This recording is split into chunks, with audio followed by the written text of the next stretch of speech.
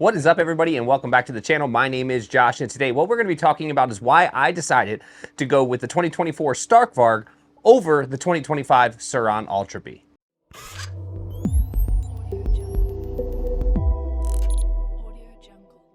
Now, before we jump into today's video, I want to thank the sponsor of today's video, and that is Electrics Moto. Electrics Moto is where you can get all your E-Moto gear, parts, and accessories. I will leave a link in the description with a discount code so you can save 5% off anything you buy. So the point of today's video is to try to keep this as clear and concise as humanly possible and walk you through my mental gymnastics on why I chose the Stark over the Ultra Bee. It's pretty simple. Once we get to the end of this video, we'll have a price breakdown of what it would have taken to get my Ultra Bee to the level that my Stark is right out of the box. So let's start with the availability situation. Previously, Stark was really hard to get. Then Stark became readily available pretty much everywhere. You can even order online for Stark's website. And they will ship directly to your door. You could go through a dealer, however you want to do it. But now the availability of the Surron Ultra Bee is kind of hard to get. I mean, in the beginning, as they ramp up production and manufacturing, not everybody has them everywhere, so you kind of have to find one. Well, I did find one. And the one I found was in Vegas. I was going to travel up there to get it. Out the door price for the Surron Ultra Bee 2025, with all the bells and whistles of like the new stuff that comes on the Ultra Bee, was $7,600, okay? $6,500 is the MSRP, you know, tax, title, all the stuff that they charge you at a dealer. Even though that sucks and you can buy it online and you don't have to pay that stuff, I like working with dealers. I like that relationship, but I really like just going, the process of going and picking up my thing. I'm kind of old school like that. I would prefer to do that stuff in person versus online. So I'm okay paying a little bit more money for that. So $7,600 is what it was going to cost me to bring that Ultra Bee home. Now the Stark Varg was going to cost me, or did cost me, I'm sorry, $12,500. So $12,500 for the Ultra Bee, I'm sorry, for the Stark, and $7,600 for the Surron Ultra Bee. Immediately, I had to start walking myself through the next step of the process prior to getting into the differences of the bikes to figure out what made the most sense for me and if I could justify spending that extra money. I have the things written down that I looked at that were important to me when I was making this decision. And I'm going to read them off, so I'm not going to be looking at the camera, and I apologize. First one being the weight. The weight of the Surron Ultra Bee, the 2025, is 195 pounds. It's up around 8 pounds from the previous model year. Now, I do need to say that I already have the previous model year Ultra Bee. I have that bike as my dedicated trail bike, and I have been riding the track a lot more. So I could have very simply just converted that bike to a track bike, but then I would have lost my trail bike, and I love my Ultra Bee for the trail, and I will do a whole video on the new stuff I've done to my Ultra Bee, and it's perfectly dialed. That bike is absolutely perfect. But the new Ultra Bee is up slightly, and I think that mostly comes from the battery, because you have a 60 amp hour versus 50 amp hour in the new 2025. So I think that's probably where the poundage is made up, but you have a 195 pound Ultra Bee and a 242 pound Stark. I was apprehensive about that right there.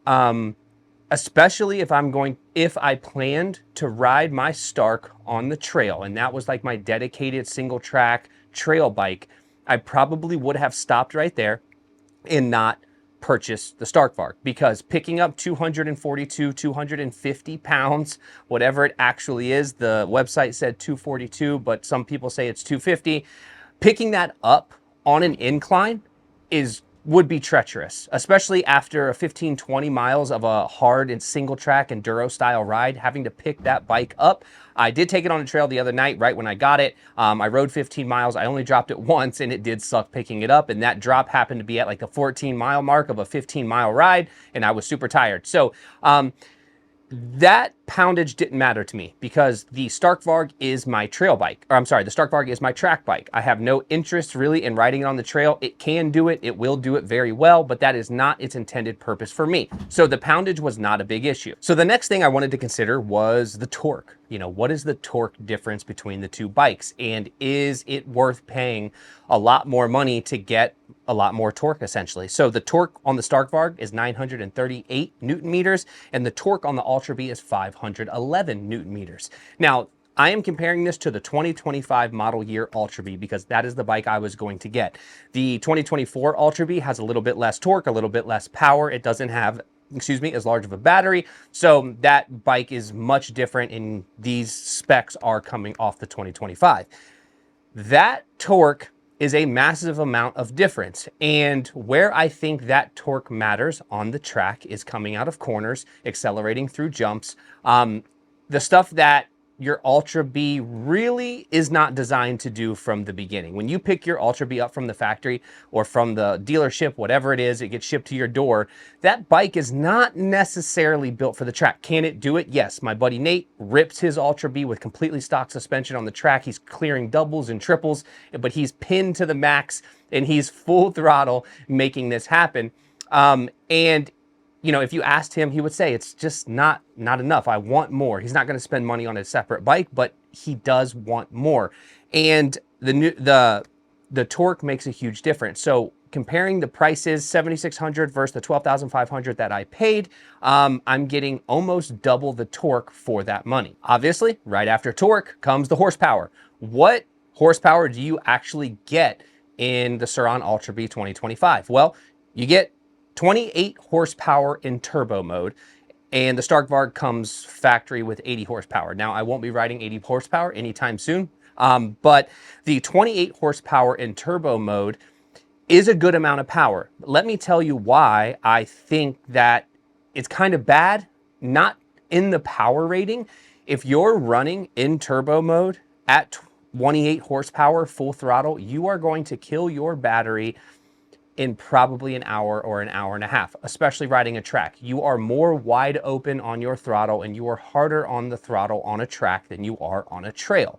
So that battery, you blow through that battery. And even though it increased from 50 amp hours to 60 amp hours, that's still going to crush your battery immediately.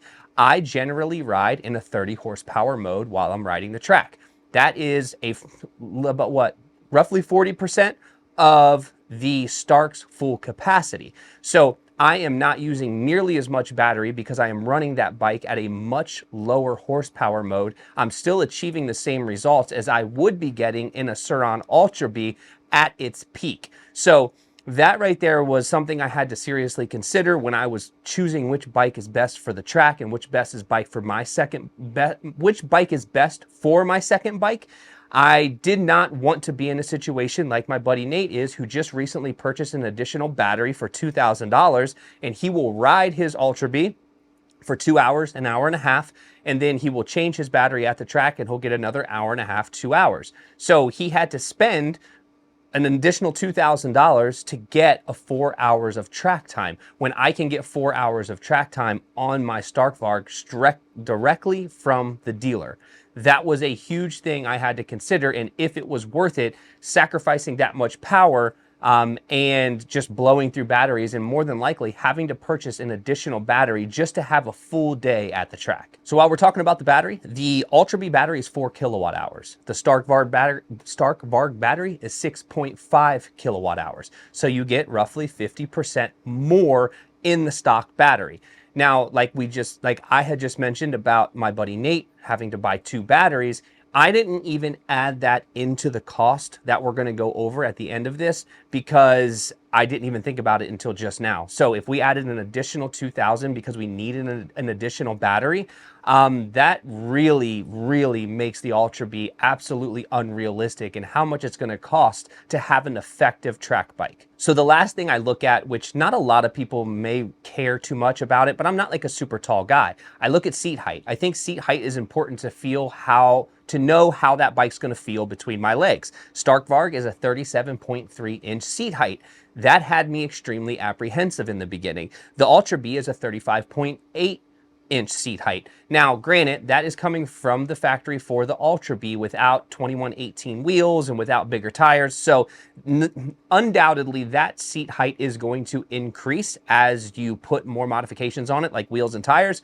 But it's still something I wanted to consider, and I did take it pretty serious because it sucks having to swing your leg over a really tall bike, and I'm only 5'10", so you know, it's just a lot. So I didn't want to get into a bike that was just too much, and it was uncomfortable for me to sit on, or uncomfortable for me to try to get on, especially when I'm tired after a long day riding at the track. I know I said last time, but I think this is important as well, because if we're talking about all the power and the torque ratings, we want to talk about top speed, okay? So the Surron Ultra Bee has a 60-mile-an-hour top speed, and the Stark Varg obviously has a 100-plus-mile-an-hour top speed. I couldn't really find a very specific answer to this question, but I know it goes 40% faster, or almost maybe 50% faster. I don't know. It depends on who's riding the bike or who you're getting your information from. But 100-mile top speed, 100-mile-an-hour top speed for the Stark Varg, and a 59-mile-an-hour top speed for the Ultra Bee. Not that huge of a deal, but I think while we're having this conversation, it was worth noting. I didn't care about the top speed. I knew the Stark Varg was going to go much faster than I wanted it to go in the first place, so it didn't really matter. And 60 miles an hour on a track, probably enough. I don't think you're going to need much more than that anyways. But again, that's running it at its peak, which is why I chose the Stark. All right, so let's talk about the thing that we're here for. How did I ultimately justify this? Well, we know that the bike I was going to buy from Vegas was $7,600. The Ultra Bee was $7,600. The Stark Varg ended up costing me $12,500. The first thing I would have done on that Ultra Bee would have been change the suspension. Not that the suspension on the bike wasn't capable to do what I wanted it to do, but I love my Sierra suspension on my Ultra Bee trail bike, so I ultimately would have put new suspension on the track bike immediately. That would have cost me roughly $3,000. It's actually a little bit more than that, but I'm bringing it down just to make it nice round numbers so it's easy for us to do math quickly in our heads. So that takes 7,600 to 10,600. So we're at $10,600, and I just got the bike home, and we spent $12,500 on the Stark. Now, the next thing I would have done would have been wheels. I probably would have went with the same KKE wheel setup just because they've performed really well for me, and I've ridden the heck out of my trail bike. So that's another $600. So now we're up to $11,200. Then you throw you throw tires in there. We're just going to round that down to $100. And you can kind of see where this is going. Now, if we add in that extra battery that you're going to need to have a full 4 hours at the track and actually enjoy yourself without having to worry about charging, that's at least another $2,000, okay? So we went from $7,600 plus $3,000 for the suspension, takes us up to $10,600. And then we added another $600 for wheels. That took us up to $11,200.